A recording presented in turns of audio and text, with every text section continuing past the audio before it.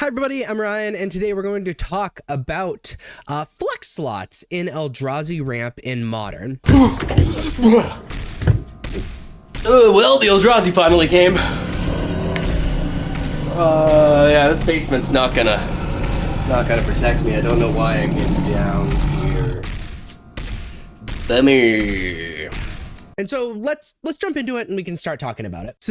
So these are the non-flex slots in Eldrazi Ramp. These are the cards that you are pretty bought into playing if you play this deck. These 46 cards in the main deck, you pretty much have to play. And 0 cards on the sideboard. The sideboard is totally up for grabs. So when you decide to make your Eldrazi Ramp deck, you need to decide what 14 cards are you playing in the blank spots in the main deck and what your sideboard is, frankly. I don't think I've ever done one with a totally blank sideboard. In those slots, in the main deck, you could play 4 Ancient Strains. Ancient Strains is a 1-mana sorcery. Look at the top 5 cards of your library. You may reveal a colorless card from among them, put it into your hand, then put the rest at the bottom of your library in any order. Most of your deck is colorless, besides like Malevolent Rumble and other ancient, effectively like a Ponder effect, to be able to churn through your deck. You can play up to 2 Talisman of Curiosity. It's 2-mana artifact. You can tap it to add a colorless mana. You can tap it to add a green or blue. This artifact deals 1 damage to you. It's very good if you're playing those blue cards like Sideboard Consigned to Memory or Main Deck Null Drifter. You can play up to 4 Talisman of Impulse. Talisman of Impulse, 2-mana artifact. Tap it to add a waste mana, or you can tap it to add a red or green. It deals a damage to you. This is kind of the default Talisman because we're already playing green stuff in the main deck, and there's red stuff in the sideboard, and sometimes other red stuff in the main deck in Writhing Chrysalis. Again, green, very, very powerful. All the Talismans have green, but adding the black means you don't have to pay the life on Dismember. You can play up to 4 Karn the Great Creator. It's a 4-mana planeswalker that starts at 5 loyalty. Activated abilities of artifacts your opponent control can't be activated. And it's +1 until your next turn. Up to 1 target non-creature artifact becomes an artifact creature with power and toughness equal to its mana value, and it's -2, which is the real reason we're playing it. You may reveal an artifact card you own from outside the game, or choose a face-up artifact card you own in exile. Put that card into your hand. So it's really nice against decks that have artifacts that need to activate abilities, because the static effect just turns those artifacts off. But its -2 means you can play the sideboard as a wish board, which is why a lot of the cards in the sideboard are flex slots. It's because there are sort of 2 sideboards you can build. There's a wish board if you decide to play Karn in the main deck, and a like more normal sideboard if you don't decide to play Karn. So if you do decide to play Karn, focus more on the artifacts when we talk about the artifacts in the sideboard. You can play up to 4 Writhing Chrysalis. It is a 4-mana 2/3 with the Void. When you cast a spell, create 2 0/1 colorless Eldrazi spawn creature tokens with sacrifice this token, add a waste mana. It has reach, and whenever you sacrifice another Eldrazi, put a +1/+1 counter on this creature. This is very good against decks that are looking to attack with their creatures. It creates a ton of blockers. It can be a large blocker in itself and can be a crazy threat, especially if you play multiple Writhing Chrysalis or have a really big Kozilek's command to make Eldrazi spawns, and then Writhing Chrysalis gets big incidentally as you use those Eldrazi spawns. Just very powerful. I can play an All's Dust. All's Dust is a 7-mana kindred sorcery Eldrazi. Each player sacrifice all permanents they control that are 1 or more colors, which is nothing in our deck. You can ramp into this with Eldrazi Temple. It's just kind of a nice board wipe. You can play up to 3 Null Drifter. Null Drifter is a 7-mana 4/4. When you cast a spell, draw 2 cards. Notice is on cast, which is really relevant. It has Flying and Annihilator 1, which means whenever it attacks, you sacrifice a permanent of your choice. Your opponent, I mean. It has to evoke for blue and 2 colorless, which means you sacrifice it when it enters, which means you can pay 3 mana and just have it draw 2 cards and it go into your graveyard. It's a pretty powerful card that allows you to churn through your deck and also exists as just like another threat. It's pretty easy to get to 7 mana in this deck. You can play up to 2 Sire of 7 Deaths, a 7-mana 7/7 with First Strike, Vigilance, Menace, Trample, Reach, Lifelink, and Ward, pay 7 life. This fulfills a similar role as Writhing Chrysalis, where it's very good against decks that are looking to attack with creatures because it can gum up the board, and frankly, it's really hard to answer. You can play up to 3 Ugin Eye of the Storms, which is a 7-mana planeswalker that starts at 7 loyalty.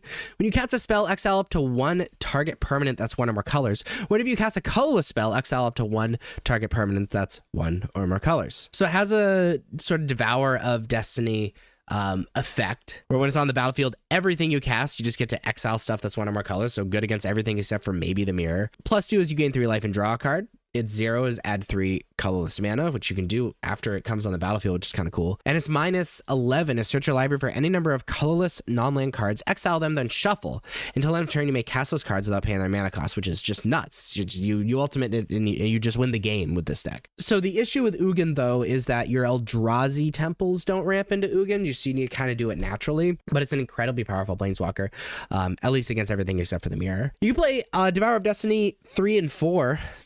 It's a 7-mana 6/6. When you may reveal this card from your opening hand. If you do, at the beginning of your first upkeep, look at the top 4 cards of your library. You may put one of those cards back on top of your library and exile the rest. When you cast a spell, exile target exile target permanent that's 1 or more colors. So if you have this card in your opening hand, it can smooth out your draws, which is pretty important in a deck like this. And then you have it in the late game. It can answer something and be a threat, which is pretty powerful as well. You play 2 Worldbreaker. Worldbreaker is a 7-mana 5/7.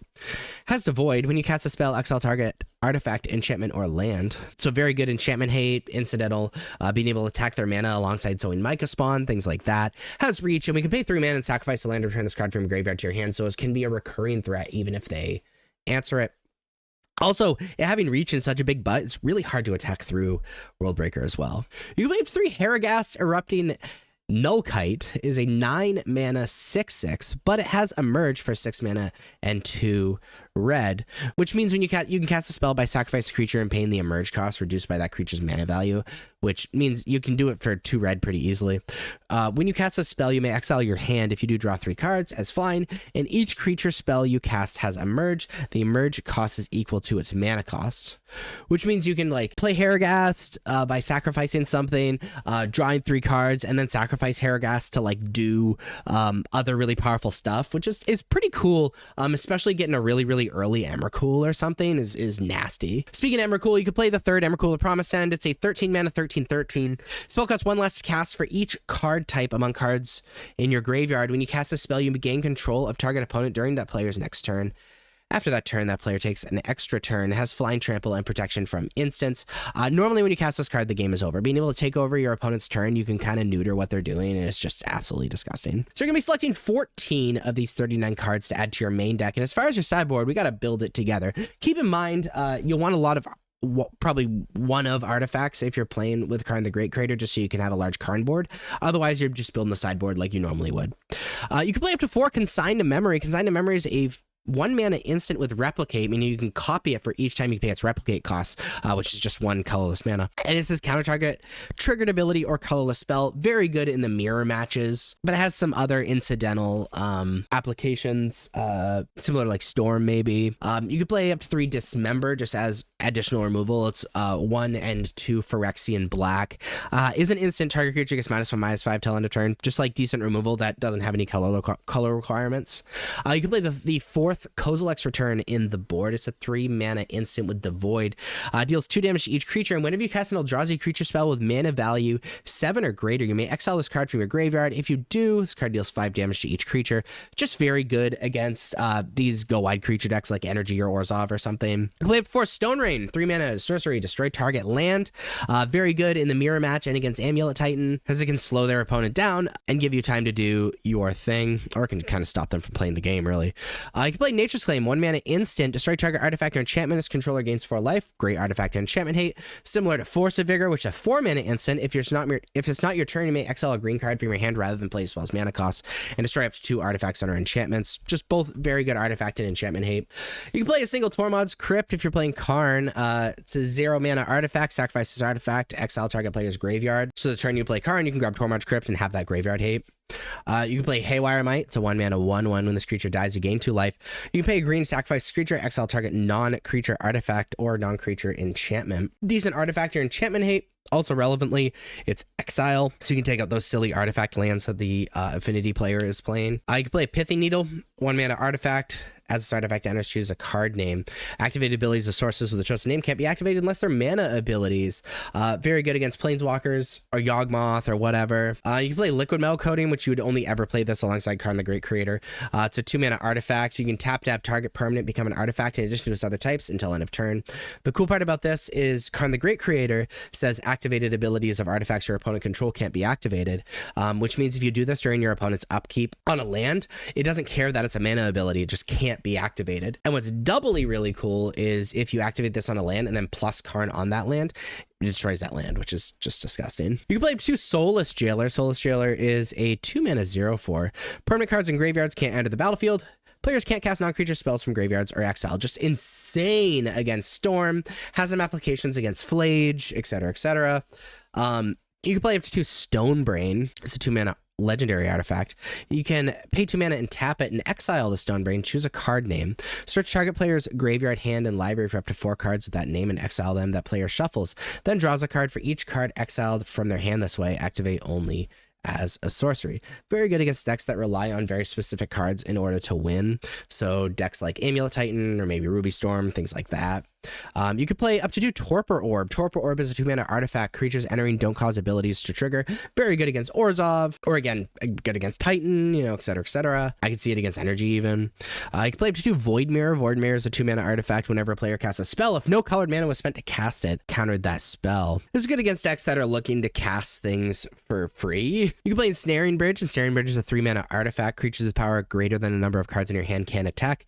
Good against decks that are looking to attack you and are faster than you being able to set up. You can play up to 3 Trinisphere, it's a 3-mana artifact. As long as this artifact is untapped, each spell that would cost less than 3 mana costs 3 mana to cast. Very good against decks that play a bunch of very, very cheap cards, like Affinity, or decks that are trying to profit mana, like Ruby Storm or something like that. You can play that All Is Dust in the sideboard. We've already talked about it. You can play a Cityscape Leveler in the sideboard. It's an 8-mana 8/8 artifact creature construct with Trample. Whenever you cast a spell, and whenever this creature attacks, destroy up to 1 non-land permanent, its controller creates a tapped Power Stone token. You can unearth it for 8. Great threat that you can grab with Karn, you know, is kind of the long and short. It's good as Cityscape Leveler. Also being able to just take out permanents incidentally alongside being a threat is really nice. You can play an Engineer Explosives. It's X-cost artifact with Sunburst, and it's with a charge counter on it for each color of mana spent to cast it.